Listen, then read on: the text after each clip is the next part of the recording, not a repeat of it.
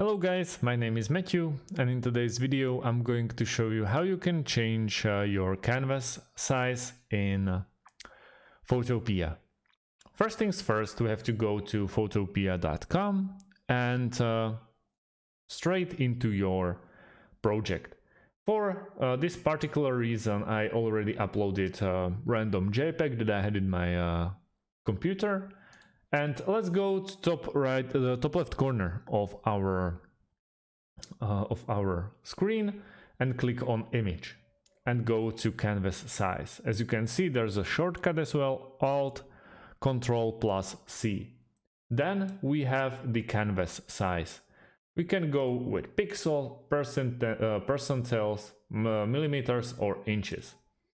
And now we can change the canvas size, but be aware its width is 750, and once we go to, for example, 800, you will see these blank spaces that we have here, and it's not really what you want to. So take care if you need to increase the canvas size. For example, if you want to add some text or if you want anything else to add up, it should match the size of the picture you already uploaded. If you want to go back, we can go and press 750 back again, or just undo or redo the changes that we already done. So thanks for watching guys, and see you in the next one.